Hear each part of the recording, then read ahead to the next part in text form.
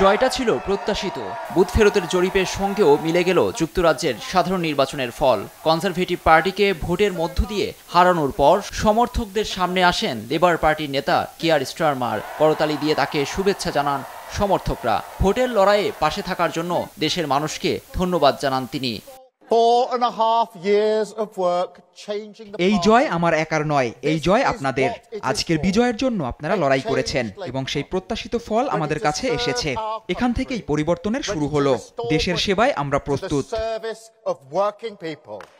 যুক্তরাজ্যে টানা 14 বছর পর ক্ষমতায় থেকে ছিটকে গেল কনজারভেটিভ পার্টি। এই পরাজয়ে বিদায় নিতে হবে প্রধানমন্ত্রী ঋষি সুনাককে। পরাজয় মেনে নিয়ে লেবার পার্টির নেতা স্টারমারকে ধন্যবাদ জানান তিনি।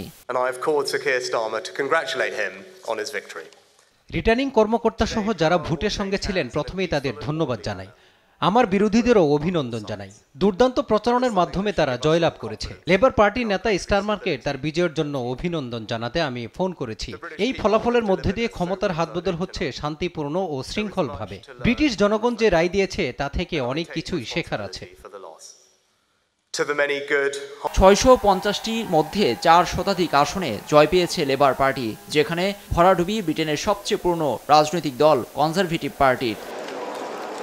এবারের সাধারণ নির্বাচনে সব মিলিয়ে অংশ নিয়েছে প্রায় 98টি রাজনৈতিক দল, যেখানে 30 জনের বেশি বাংলাদেশি প্রার্থী অংশ নেন। রেকর্ড ভেঙে এবার 4515 জন প্রার্থী প্রতিদ্বন্দ্বিতায় নামেন। 317টি আসনে স্বতন্ত্র প্রার্থী 459 জন।